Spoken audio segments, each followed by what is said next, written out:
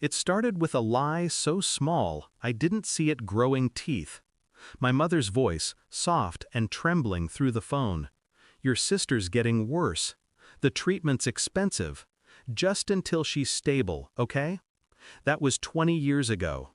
I sent the first 5,000 thinking I was saving her life. Then another, and another, until it became routine, an act of quiet devotion. My life compressed into a cycle of ramen dinners and late shifts, every dollar wired home to keep her breathing. There's a certain peace in sacrifice when you believe it means something. But peace dies fast when you learn it was all theater. I hadn't planned the trip, I just booked the flight on a whim. I wanted to see her, to surprise them, maybe take my sister to her favorite childhood park. What I found instead was the sound of laughter. Her laughter, full, careless, perfect. And my father's voice shouting over music. The loser actually believed it.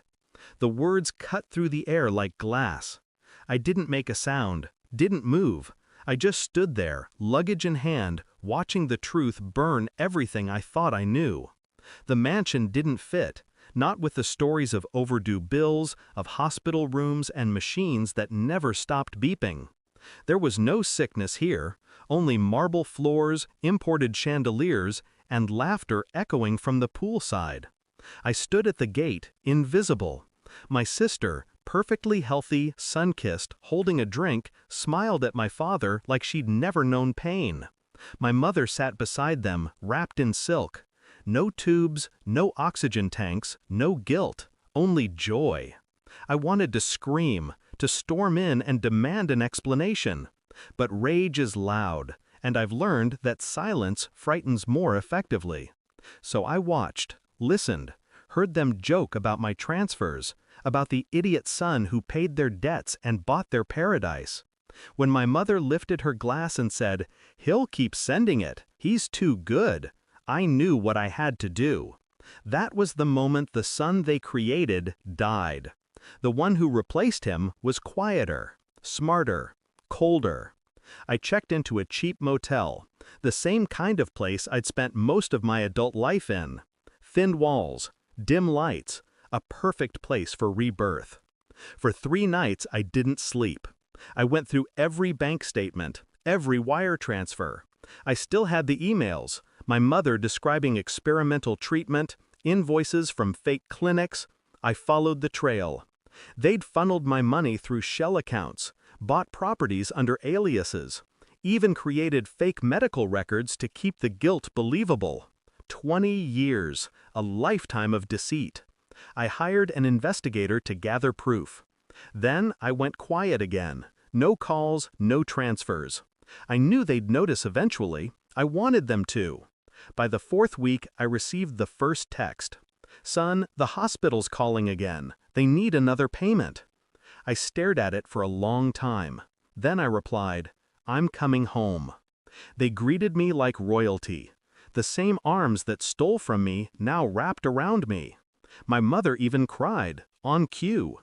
"Your sister's resting," she said. "It's been hard without your help." I smiled. "I can tell." We sat in their lavish living room. Gold, leather, everything purchased with my suffering. I placed a folder on the table. Inside, bank records, property deeds, emails, proof of every lie. No words, just evidence. My father flipped through the pages, his face drained of color. You don't understand." "I do." My sister walked in mid-sentence, saw the papers, froze. Her laughter from earlier played in my head like an echo that wouldn't die. "Was any of it real?" I asked. She didn't answer. My mother started sobbing.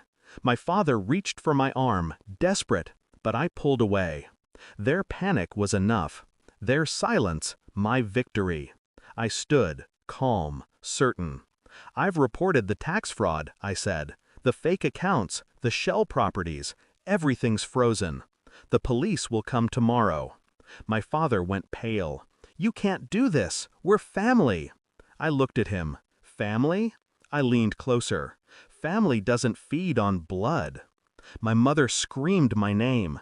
My sister begged, promised to fix it, promised love, forgiveness, anything. But love dies in silence.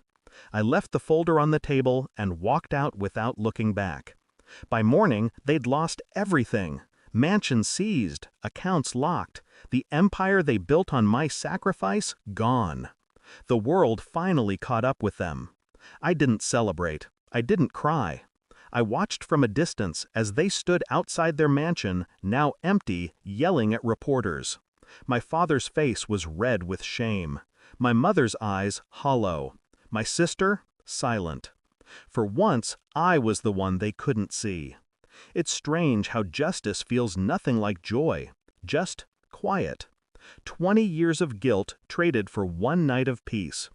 People say revenge doesn't heal. They're right. It doesn't heal.